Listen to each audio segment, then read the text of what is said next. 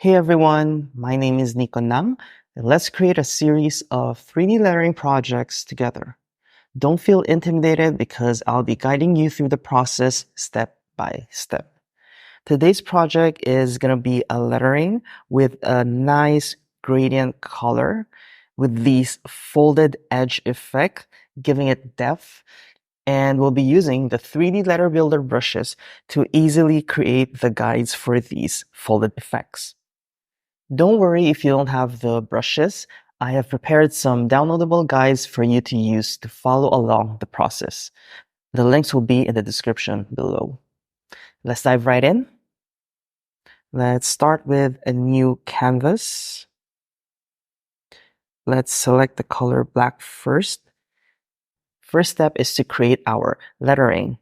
You can start a new piece, or if you have a nice lettering before they want to use, you could import that here, or you could also type in any word, which is what I'm going to do today. So I'm going to do the words hola. Since I've been learning Spanish, I thought, hey, this is a nice word to create for this project. So for this, we want a thick, bold letter. So let me just choose a different font. Avenir next, and let's select heavy. Let's increase the size, make it bigger, like that. Okay. For this specific project, I want to bring my letters close together. So I'm gonna bring the kerning down a bit like this, and bring the leading down like that.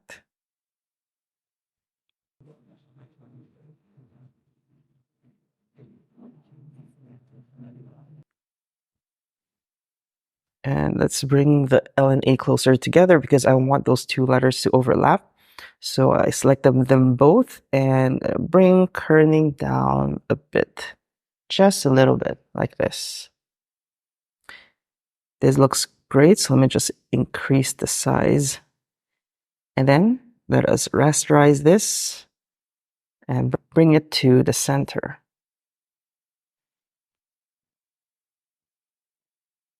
There.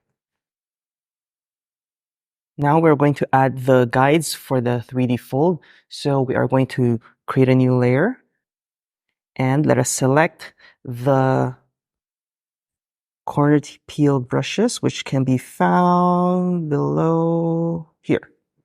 All of these are the corner peel guides under the corner peel category. So let us start with the first one. So let's change our color to red so that it's going to be easier for us to see them with a black and white text and background. So let us select our first one.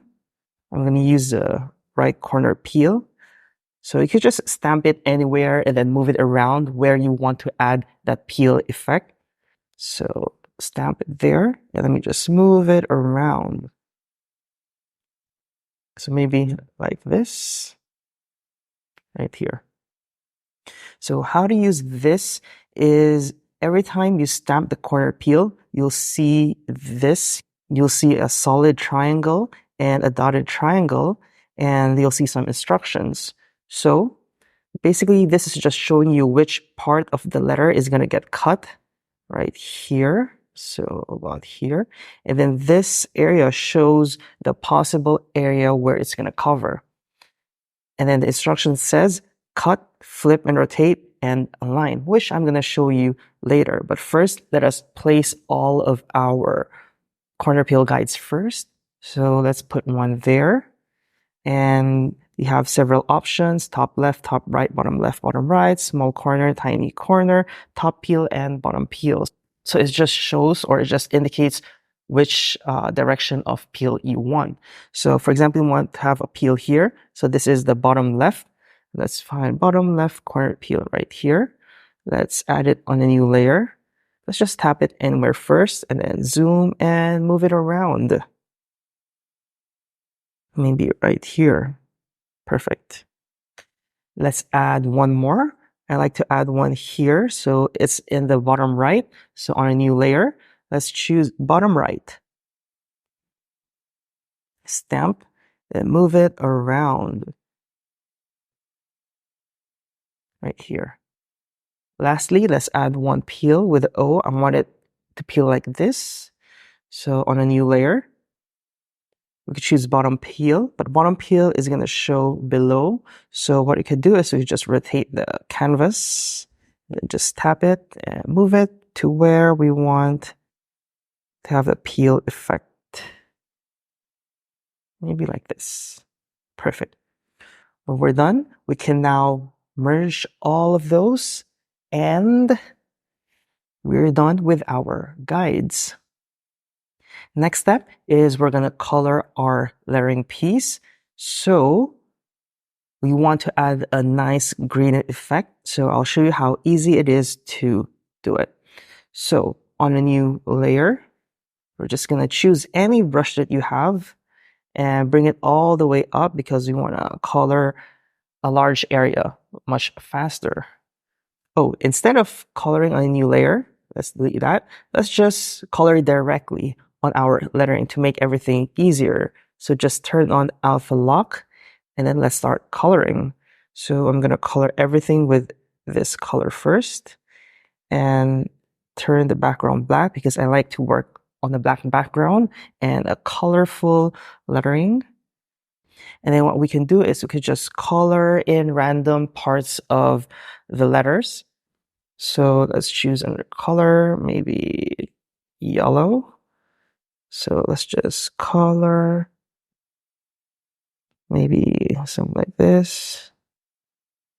Color it like that. That looks nice. Let's choose another color. Color it like this. Just randomly apply the colors. And then this one, maybe here. And then the last one, oh no, not the last one. Let's just color the top part right there. So I want to expand this a bit more, like that. And then for the base, let's color that and a darker color, like that. Next, we're going to add Gaussian blur. So since alpha lock is turned on, it's just going to blur the inside, just like that. So you can adjust it however you want. So maybe a 22 is enough for me. There. If you're happy with this color, you can leave it as is. But if you want to adjust certain things, for me, I kind of want to adjust the levels, make the colors deeper and brighter too.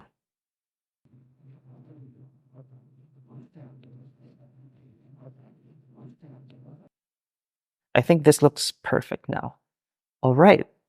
Now let's start applying the folded effect. So let's zoom it in right here. You can see the instructions. Number 1, cut.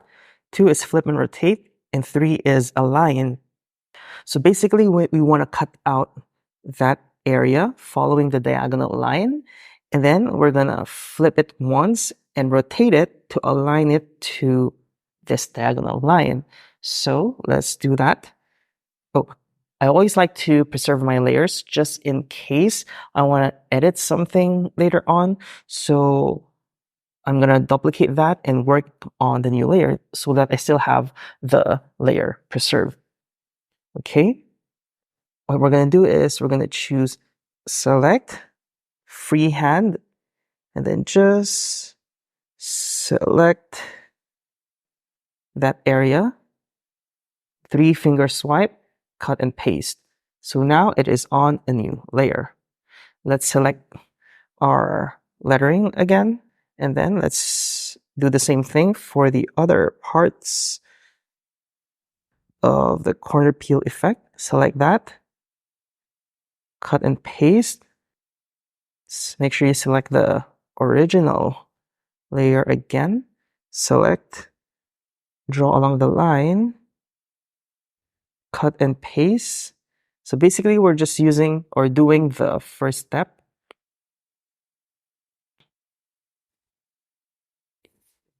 There. Cut and paste. So the next instructions, it says flip and rotate. That is what we're going to do. Actually, flip, rotate, and align goes together. So let's do that. We can hide our guides now. And let's select this.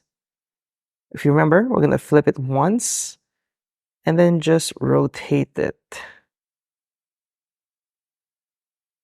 Okay. But before that, let's make it easier for us to see, because specifically for this part, you can't see anything anymore, right?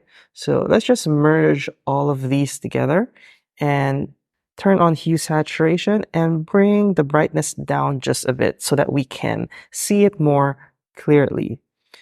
Now let us select the first fold, flip it once, and then just rotate it until it aligns with the cut, just like that. Next is, let's select this, transform it, flip it once, and then just rotate it until you get the right angle. There. For this one, let's select this, flip it once, and then just rotate it to align it. Easy, right? Select this, flip it once, oops, not resize, but rotate. Make sure you pull the right anchor. For this one, you just have to move this a little bit, like that.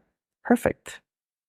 Next is we're going to adjust the folds a bit so it doesn't look like it's completely flat. And we're going to add some shadows below it to give it some depth.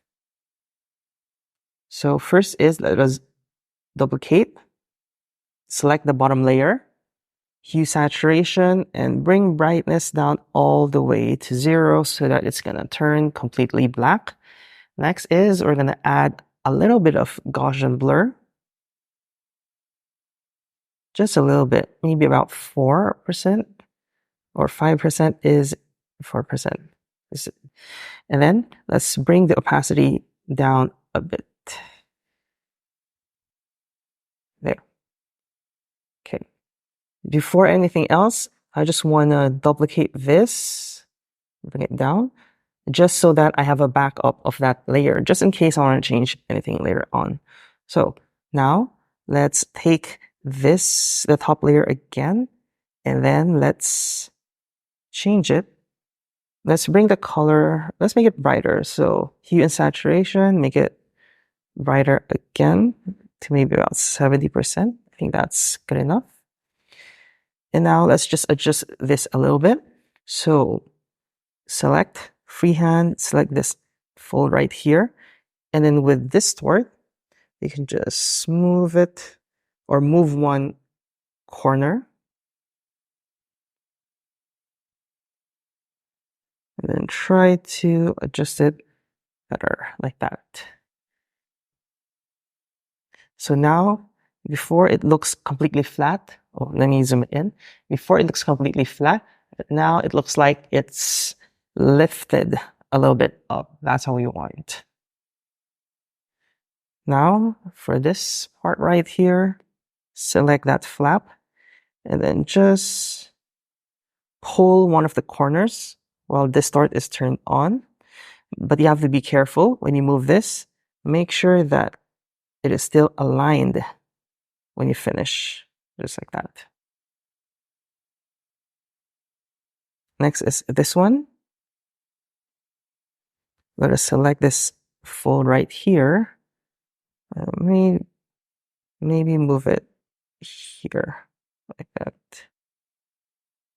Make sure to align it again, like that. And lastly, for this one,